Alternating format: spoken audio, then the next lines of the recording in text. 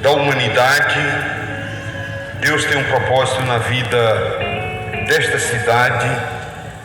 Deus tem um propósito na vida de cada um de nós, porque o propósito de Deus passa pela vida dos homens, passa por nossas vidas, naquilo que Ele deseja, quer e fará segundo a sua vontade. Minha gratidão pela oportunidade de estar aqui com os irmãos, e ao tempo que parabenizo a primeira Igreja Batista aqui em Acajutiba pelos 66 anos de organização. Eu quero acreditar que essa igreja, ela não é apenas a primeira igreja batista aqui nesta cidade, mas eu quero acreditar que nesse tempo de organização, ela tem se tornado, ela tem sido uma igreja relevante, como deve ser. Igreja relevante não é contada pelo equipamento que tem, não é contada pelos números, pelo número de membros que tem, não é contada a partir do seu patrimônio. Igreja relevante é contada essencialmente por suas ações. Uma igreja relevante é aquilo que faz, é uma igreja que faz aquilo que deve fazer com o entendimento da vontade de Deus para a vida do povo, para a vida da comunidade, para a vida da cidade. Uma igreja relevante é aquele tipo de igreja que, se ela vier a deixar de existir por alguma razão, as pessoas sentirão falta. É como um vizinho que é uma pessoa tão contagiante, tão amigo, tão importante para o outro vizinho, que quando ele muda de cidade ou morre, as pessoas choram e sentem falta dele, porque ele fazia diferença. Assim deve ser a igreja. E aqui eu faço uma pergunta aos irmãos que são membros dessa igreja: se de fato a primeira igreja batista em Acajutiba é uma igreja relevante. Se ela hoje deixasse de existir, o que a comunidade diria? Porque a opinião que pesa não é a opinião dos membros, ela não é relevante na perspectiva de quem a frequenta, ela é relevante na perspectiva daqueles que estão fora. Então essa é uma pergunta essencial que eu devo fazer para a minha vida.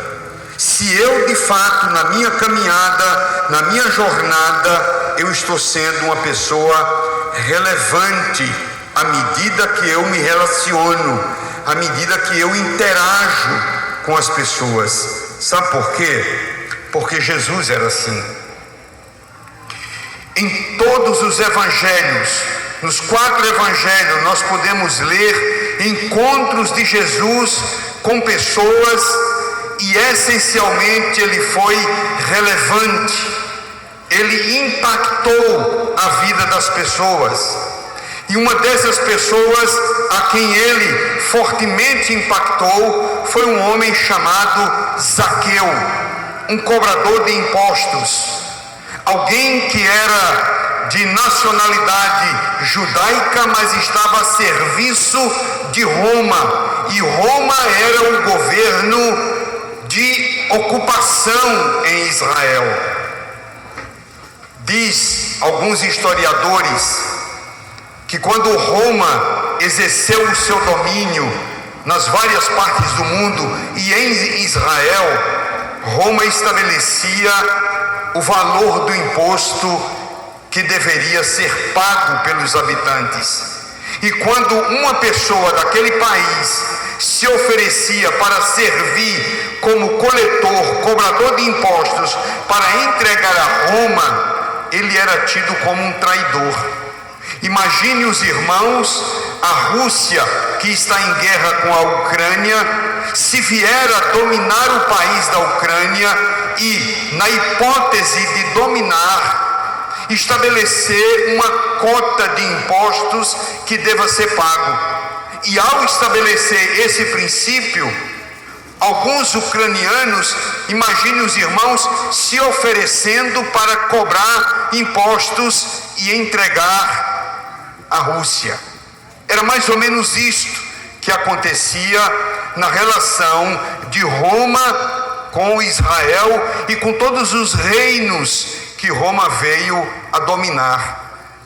Diz o historiador Flávio Joséfo que quando Roma estabelecia o valor da coleta anual, a escolha de quem seria os coletores era feita a partir de um leilão. Roma estabelecia o valor, convocava o povo e aqueles que eram judeus se apresentavam. Imagine se fosse estabelecido, numa hipótese aqui, 100 mil reais por mês para ser entregue de impostos ao Império Romano. E então era convidado os homens, eles se apresentavam e cada um dava um lance. Sabendo o valor mínimo, ganharia a concessão de cobrador de impostos aquele que desse o percentual mais vantajoso para Roma. E aí cada um dava seu lance. Zaqueu era um homem que havia ganhado a concessão para cobrar impostos em Jericó. Naturalmente, os habitantes daquela cidade e todos os de Israel olhavam para Zaqueu como um traidor da pátria. Se não bastasse, olhava para Zaqueu como um corrupto, porque além dele ter que entregar uma cota alta de impostos para Roma, ele também tinha que tirar a sobrevivência dele e da família. Então, para isso acontecer, Zaqueu extorquia, cobrava muito além do que deveria entregar, porque afinal de contas, ele se mantinha com aquela renda. A maneira como os judeus olhavam para os cobradores de impostos é muito parecido com a forma, ressalvando as exceções, como nós olhamos para os políticos brasileiros. Porque, ainda que nós consideremos as exceções, nós olhamos e a uma voz declaramos que todos são corruptos, ainda que possamos entender que há alguns que se salvam. Mas, de modo geral, a visão que o povo brasileiro tem de quem é político é de que todos são corruptos. Era assim que os judeus olhavam para os cobradores de impostos. Mas o texto de Lucas, capítulo 19, vai nos trazer uma história relevante, uma história importante e relevante na medida que Jesus teve um encontro pessoal marcante com Zaqueu. O texto diz: tendo Jesus entrado em Jericó, ia passando, e eis que havia ali um homem chamado Zaqueu, e era este um chefe dos publicanos, e era rico, e procurava ver quem era Jesus, e não podia, por causa da multidão, pois era de pequena estatura. E correndo adiante, subiu a uma figueira brava para o ver, porque havia de passar por ali. E quando Jesus chegou àquele lugar, olhando para cima, viu e disse: Zaqueu, desce depressa, porque hoje me convém repousar em tua casa. E apressando-se, desceu e recebeu-o com júbilo. E vendo todos isto, murmuravam, dizendo que entrara para ser hóspede de um homem pecador. E levantando-se, Zaqueu disse ao Senhor: Senhor, eis que eu dou aos pobres metade dos meus bens, e se em alguma coisa tenho defraudado alguém, o restituo quadruplicadamente. E disse Jesus: hoje veio salvação a esta casa, pois também este é filho de Abraão, porque o Filho do Homem veio buscar e salvar o que se havia perdido. Amados irmãos, o texto que nós temos aqui, o texto santo das Escrituras, é um texto memorável, ele é intenso, a despeito de ser um texto popular. Zaqueu era cobrador de impostos e o homem tido aqui na expressão, nessa versão que uso, ele é identificado como um pecador, porque aqueles que olharam e viram Jesus entrando na casa de Zaqueu se alarmaram, ridicularizaram, acharam que aquilo não era conveniente. Como pode um homem da estirpe de Jesus, do nível de Jesus, um mestre entre os judeus, entrar para ceiar na casa de um homem pecador? E a palavra significa aquele que gera contágio, aquele que contamina, aquele que tem um mal e é capaz de transmitir esse mal ao ponto de contaminar o outro. Veja a maneira como as pessoas enxergavam Zaqueu. E Jesus entra para ceiar com ele, para ter um momento pessoal, íntimo, reservado com aquele homem. E nesse encontro de Jesus com Zaqueu, nós vamos aprender algumas lições que nós não podemos esquecer nas nossas vidas. E a primeira lição que nós temos aqui nesse texto é que quando nós buscamos Jesus, ele revela que nos conhece. Isso é impressionante nas Escrituras. O texto fala claramente da intenção de Zaqueu, do seu objetivo, do seu propósito de ver Jesus, de querer se conectar com Jesus. E nessa tentativa, ele é tomado de surpresa, porque percebe que o Senhor já o conhecia. A palavra de Deus nos orienta, lá em Jeremias capítulo 29, verso 13, disse o Senhor: buscar-me-eis e me achareis, quando me buscardes de todo o vosso coração. E eu fico imaginando por qual razão Zaqueu queria ter aquele encontro com Jesus, ou apenas vê-lo subir numa árvore. Ele que era pequeno, havia uma multidão, e a sua intenção de poder estar no local mais alto para poder ver Jesus. Qual era a motivação? Talvez curiosidade, talvez tenha pensado: eu quero ver quem é esse homem que curou o cego, porque o texto que nós lemos diz que Jesus entrando em Jericó, mas Jesus havia acabado de passar, segundo os historiadores, pela cidade antiga, da antiga Jericó, onde ele curou um cego que estava ali e clamou a Jesus por cura, para que Jesus tivesse misericórdia dele. Um homem conhecido na cidade por nome Bartimeu. E Jesus então realiza aquela cura e segue o seu caminho, e talvez isso tenha despertado curiosidade em Zaqueu, ou talvez porque dentro do coração de Zaqueu havia temor de Deus,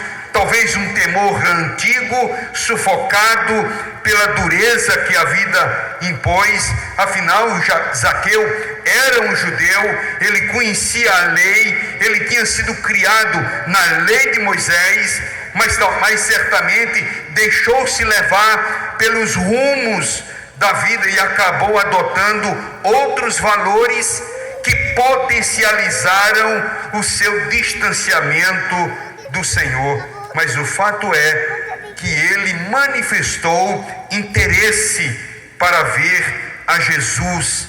Ele queria ver Jesus, mas ao ouvir talvez sobre o milagre ele tenha refletido que existia algo sobre Deus além do que a religiosidade era ensinado pelos fariseus.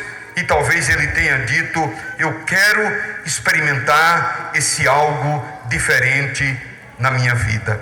Amados, quando eu pergunto sobre a relevância da igreja e sobre a nossa relevância como cristãos nessa cidade, isso é para trazer à memória, isso é para trazer à consciência um despertar dentro de nós, porque as pessoas estão cansadas de religiosidade, as pessoas estão cansadas de um sistema vazio, seco, improdutivo, infrutífero, que não gera vida. Às vezes, a religiosidade nos impõe certas práticas que não têm valor nenhum.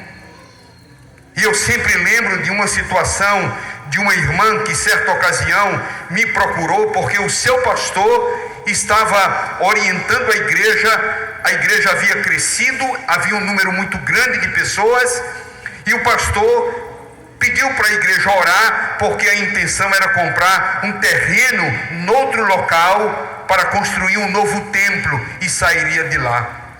E aquela irmã começou a chorar. Por quê? Porque a igreja tinha quase 100 anos, e aquela igreja fora construída como resultado da doação dos irmãos. E uma das colunas daquela igreja, a sapata da coluna, fora feita pelo seu pai. E sabe quem colocou as pedras na sapata ali, carregando pedra na cabeça? Era aquela irmã já velhinha, e ela estava chorando porque agora a igreja sairia dali, ia construir um novo templo e deixariam de congregar naquele espaço. E ela veio conversar comigo porque ela não conseguia conceber a ideia de sair dali. E eu olhei para ela e procurei compreender, e ela chorava muito, e eu disse assim: irmã, deixe-me dizer uma coisa, não chore por aquilo que Deus não chora. Sabe qual foi o único templo que Deus mandou construir? Foi o templo de Jerusalém. O resto tudo é conveniência humana. E quando os homens passaram a adorar a estrutura, o Filho de Deus disse: não ficará pedra sobre pedra que não seja derrubada. Sabe por quê? Porque a estrutura havia tomado o lugar do Criador no coração dos homens. A religiosidade, ela é danosa, ela é prejudicial. Portanto, se a sua relação, se o desenvolvimento da sua fé é na base da religiosidade, a religiosidade nos toma, ela nos captura quando nós fazemos as coisas no automático. É quando a gente vem para o culto por estar. É quando eu entro e saio tão vazio como cheguei. Eu saio vazio do mesmo jeito. Para mim, o que importa é a sensação, não o que é ensinado. E as pessoas vêm e vão vazias por anos. Se você está vivendo assim, você está vivendo a religiosidade, e saiba que Deus não tem parte com isso. Zaqueu sabia que todos os sistemas eram corrompidos. Ele sabia como corromper o sistema romano. Ele soube penetrar na proposta de Roma. Foi só oferecer um valor mais alto da cota a ser repassado, e a concessão foi dada a ele como coletor de impostos. Mas o que Zaqueu queria não era uma relação na base da religiosidade com Deus. Zaqueu era um homem sagaz. Zaqueu era um homem daquilo que a gente pode chamar um homem esperto. Zaqueu era um indivíduo que sabia como é que funcionava a política por dentro. Portanto, ele estava cansado da religiosidade praticada pelos escribas e pelos fariseus, mas ele tinha ouvido falar de Jesus, e o que ele queria era uma relação íntima, pessoal, direta, objetiva, pontual, transformadora com o Rei dos Reis, com Jesus, porque é dele que nós precisamos. Quando ele ouve falar de Jesus, ele tem interesse, ele deseja experimentar algo diferente na sua vida. Eu não sei o que motivou Zaqueu para tomar aquela atitude, correr e subir naquela árvore para ver Jesus. E de fato, eu não tenho como saber e nem preciso saber, porque a dinâmica de Deus é diferente da nossa. O que eu sei é que Jesus sabia quem era ele, assim como ele sabe quem é cada um de nós aqui nesta noite.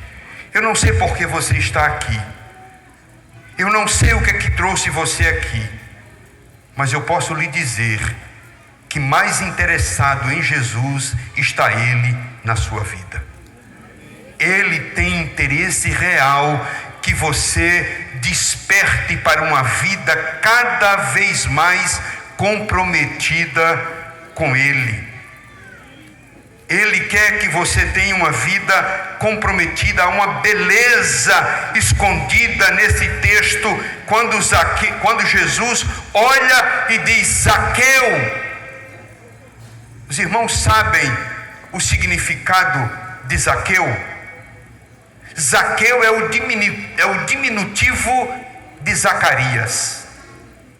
É como se Jesus estivesse dizendo em linguagem popular: Zaquinha, ou Quequeu, vem cá. É uma forma carinhosa, e Zaqueu é impactado por isso. Se tem algo precioso ao qual damos muito valor, é a nossa identidade.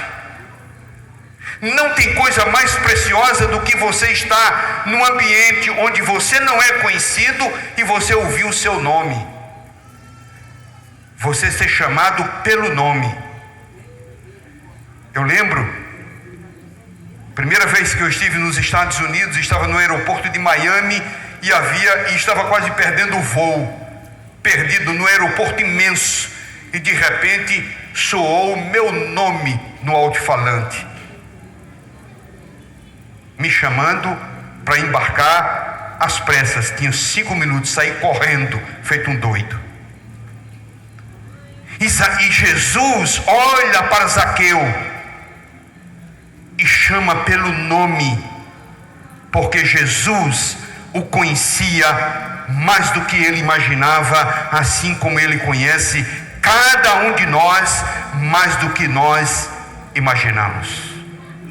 Ele sabe a sua identidade, ele sabe a sua necessidade, ele sabe a sua carência, ele sabe a sua ansiedade, ele te conhece por dentro, conhece cada um aqui por dentro.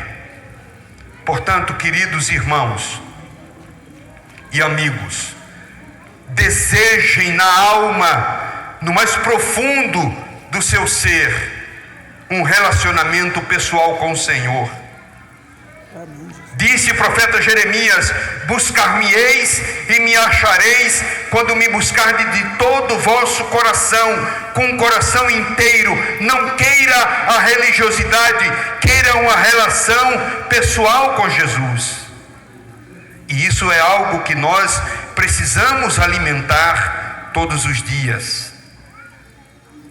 A verdade revelada aqui nesse chamamento de Jesus é a verdade de que Ele nos conhece. Ele nos conhece profundamente.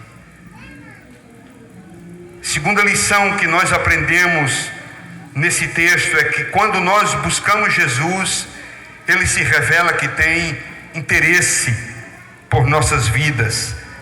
E a proposta de Jesus a Zaqueu é exatamente essa. Está aí no verso 6 ao verso 10, quando ele diz: Zaqueu, desce depressa, porque me convém ceiar em tua casa. E ele demonstrou interesse real e pessoal pela vida de Zaqueu. Jesus não queria meramente passar por ali. O seu desejo era estabelecer um relacionamento significativo. Eu e você precisamos que Jesus nos dê uma nova perspectiva de vida. Só Ele pode efetuar mudanças profundas e significativas na vida de cada um de nós. Amados, nós não temos coragem de falar uns para os outros quem de fato somos. Nós não temos coragem. Nós falamos o que é conveniente, mas nós não abrimos tudo, porque nós temos medo, nós temos vergonha, nós preservamos a nossa reputação. Nós queremos que as pessoas nos vejam e nos conheçam naquilo que é possível enxergar na capa, apenas no rótulo, por dentro não. Mas Jesus nos conhece profundamente. Quantos de nós aqui teríamos vergonha se as pessoas enxergassem o que se processa e passa no nosso coração? Eu não vou nem pedir para levantar a mão, porque somos todos nós. Somos todos nós. E quando Jesus olha para Zaqueu e diz: desce depressa, porque me convém ceiar contigo, estar na tua casa, o interesse dele vai para além de estar à mesa. É de entrar num relacionamento onde Zaqueu não teria a hipótese de escapar do conhecimento. E isso é impossível. Se você não acredita, se você não tem clareza, leia o Salmo 139. Onde o salmista diz que é impossível me ausentar da tua presença. Se eu subir ao mais alto dos céus, tu ali estás. Se eu descer à profundeza do inferno, o Senhor está ali também. De modo que o dia e a noite são para ti a mesma coisa. Quando nós entramos e nos permitimos num relacionamento pessoal com o Senhor, estejamos certos de que nós entramos na presença dEle, nós nos postamos diante dEle como se estivesse nus pelo avesso. Não tem como se esconder. Não tem como se esconder. E Jesus está chamando Zaqueu exatamente para essa proposta de caminhada. Quando nós aceitamos a proposta de caminhar com Jesus, nós adotamos os valores dele e então ele passa a trabalhar no nosso caráter. Nós não temos todo o conteúdo da conversa de Jesus com Zaqueu. Nós não temos esse conteúdo. O texto diz apenas no verso 8 que Zaqueu, levantando-se, disse ao Senhor. Eles estavam jantando e de repente Zaqueu se levanta e diz: Senhor, eis que dou aos pobres metade dos meus bens, e se alguma coisa tenho defraudado alguém, eu o restituo quadruplicadamente. O que é que houve aqui? Aqui houve uma mudança interna, houve uma mudança de valores, houve uma mudança de paradigma. Zaqueu andava baseado em um fundamento, ele tinha valores. Os seus valores era ser rico, era extorquir, para poder fazer a sua receita pessoal e, além disso, ter a cota que ele entregaria para Roma. E nesse afã, Zaqueu lesou muitas pessoas.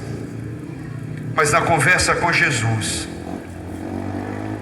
ele não só teve o privilégio de receber Jesus em casa, mas ele teve a oportunidade de ter os seus valores alterados. E na proporção que os valores mudam dentro de nós, o comportamento também é outro.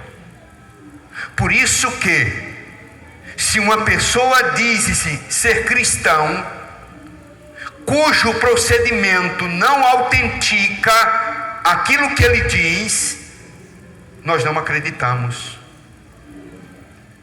Porque quem de fato conhece o Senhor, quem de fato vive com base nos valores de Jesus, tem os seus valores alterados. Só é possível caminhar com Ele, só é possível ser discípulo dEle, se os valores dEle passarem a ser os meus valores. E os valores de Jesus é amar